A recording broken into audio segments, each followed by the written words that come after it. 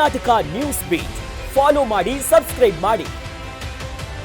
ಪಾಳು ಬಿದ್ದಿದ್ದಂತ ಸ್ವಾಮಿಹಳ್ಳಿ ಆಸ್ಪತ್ರೆಯ ಬಗ್ಗೆ ಕರ್ನಾಟಕ ನ್ಯೂಸ್ ಬೀಟ್ ವರದಿ ಮಾಡಿತ್ತು. ವರದಿ ಬಿತ್ತರಿಸಿದ 3 ದಿನಕ್ಕೆ ಅಧಿಕಾರಿಗಳು ಅಲರ್ಟ್ ಆಗಿಬಿಟ್ಟಿದ್ದಾರೆ. ಸ್ವಾಮಿಹಳ್ಳಿಗೆ ಡಿಎಚ್ಒ ನೇತೃತ್ವದ ಅಧಿಕಾರಿಗಳ ತಂಡ ಇವತ್ತು ಭೇಟಿ ಕೊಡ್ತು. ಯಾಕಂತಂದ್ರೆ 4 ವರ್ಷದಿಂದ ಉದ್ಘಾಟನೆಯಾಗದೆ ಪಾಳು ಬಿದ್ದಿದ್ದಂತ ಆಸ್ಪತ್ರೆ ಇದು. ಸ್ವಾಮಿಹಳ್ಳಿಯಲ್ಲಿರುವಂಥ ಪ್ರಾಥಮಿಕ ಆರೋಗ್ಯ ಕೇಂದ್ರದ ಅವ್ಯವಸ್ಥೆಯ ಉದ್ಘಾಟನೆ ಭಾಗ್ಯವೇ ಸಿಗದೇ ಇರುವುದರ ಬಗ್ಗೆ ನಾವು ಸುದೀರ್ಘವಾಗಿ ವರದಿ ಮಾಡಿದ್ವಿ.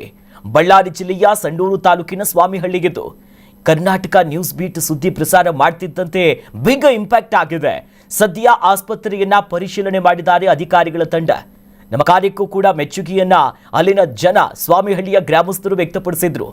ಆಸ್ಪತ್ರೆ ನಿರ್ಮಾಣ ಆಗಿ ಇಷ್ಟು ವರ್ಷ ಆದರೂ ಕೂಡ 4-5 ವರ್ಷ ಆದರೂ ಕೂಡ ಉದ್ಘಾಟನೆಯಾಗಿರಲಿಲ್ಲ. ಒಂದು ಕಡೆ ಅನೈತಿಕ ಚಟುವಟಿಕೆಗಳ ತಾಡುವಾಗ್ಬಿಟ್ಟಿತ್ತು. ಸುದೀರ್ಘವಾಗಿ ಇದ್ರ ಬಗ್ಗೆ ಪ್ರಶ್ನೆ ಮಾಡಿ ಸುದ್ದಿ ಮಾಡ್ತಿದ್ದಂತೆ ವೈದ್ಯಾಧಿಕಾರಿಗಳು ಸೇರಿದಂತೆ ಇಲಾಖೆಗೆ ಸಂಬಂಧಪಟ್ಟಂತ ಅಧಿಕಾರಿಗಳು ಬಂದು ಮುಂದಿನ ಹೆಜ್ಜೆ ಆದಷ್ಟು ಬೇಗ ತೆಗೆದುಕೊಳ್ತೀವಿ ಅಂತ ಇವತ್ತು ಭರವಸೆ ಕೊಟ್ಟಿದ್ದಾರೆ. ಇದಕ್ಕೆ ಸಂಬಂಧಪಟ್ಟಂತೆ ನಮ್ಮ ಪ್ರತಿನಿಧಿ ರಾಜು ದೂರವಾಣಿ ಸಂಪರ್ಕದಲ್ಲಿ ಜಾಯಿನ್ ಆಗಿದ್ದಾರೆ. ರಾಜು, ಮೊನ್ನೆ ನೀವು ಘಟನಾ ಸ್ಥಳಕ್ಕೆ ಹೋಗಿ ಪ್ರತ್ಯಕ್ಷ ವರದಿಗಳನ್ನ ಕೊಟ್ಟು ಒಂದು ದೊಡ್ಡ ಮಟ್ಟದ ಇಂಪ್ಯಾಕ್ಟ್ ಸುದ್ದಿಯನ್ನ ಮಾಡಿದ್ವಿ. ಇವತ್ತು ಅಧಿಕಾರಿಗಳು ಸ್ಥಳ ಪರಿಶೀಲನೆಯನ್ನ ಏನ್ ಮಾಡಿದ್ರು, ಏನು ಹೇಳಿದ್ದಾರೆ, ಯಾವಾಗ ಉದ್ಘಾಟನೆ ಭಾಗ್ಯ ಸಿಗುತ್ತಂತೆ? ಎಸ್ ಅಖಿಲೇಶ್, ಬಳ್ಳಾರಿ ಜಿಲ್ಲೆಯ ಸಂಡೂರು ತಾಲೂಕಿನ ಸ್ವಾಮಿಹಳ್ಳಿಯ ಆಸ್ಪತ್ರೆಯ ಅವ್ಯವಸ್ಥೆ ಬಗ್ಗೆ ಕರ್ನಾಟಕ ನ್ಯೂಸ್ ಬೀಟ್ ತಂಡ ಖುದ್ದು ಸ್ಥಳಕ್ಕೆ ಭೇಟಿ ನೀಡಿ ಸುದ್ದಿಯನ್ನ ಪ್ರಸಾರ ಮಾಡಿತ್ತು.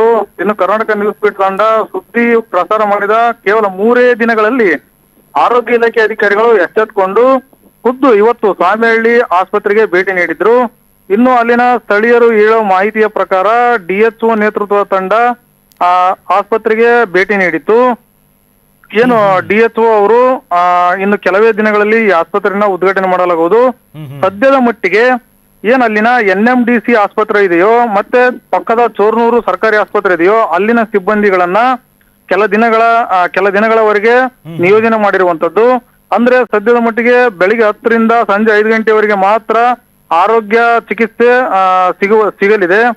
ಇನ್ನು ಆರೋಗ್ಯ ಇಲಾಖೆಯಿಂದ ಪರ್ಮಿಷನ್ ಸಿಕ್ಕ ಬಳಿಕ ರಿಕ್ರೂಟ್ಮೆಂಟ್ ಅನ್ನು ತುಂಬಿಕೊಂಡು ಆಸ್ಪತ್ರೆಗೆ ಬೇಕಾದಂತಹ ಸೌಲಭ್ಯಗಳನ್ನ ತಗೊಂಡು ಆ ನಂತರ ಆಸ್ಪತ್ರೆಯನ್ನ ಉದ್ಘಾಟನೆ ಮಾಡಲಾಗುವುದು ಅಂತಂದೇಳಿ ಅಲ್ಲಿನ ಡಿಎಚ್ಒ ಹೇಳಿರುವಂತದ್ದು. ಅಂದ್ರೆ ಇನ್ನು ಕೆಲವೇ ದಿನಗಳಲ್ಲಿ, ಅಂದ್ರೆ ಬಹುಶಃ ಒಂದೆರಡು ತಿಂಗಳಲ್ಲಿ ಇದೆಲ್ಲ ಪ್ರೋಸೆಸ್ ಆಗಲಿದೆ ಅಂತಂದೇಳಿ ಆ ಡಿಎಚ್ಒ ಅಲ್ಲಿನ ಗ್ರಾಮಸ್ಥರಿಗೆ ಭರವಸೆನ ನೀಡಿರುವಂತದ್ದು.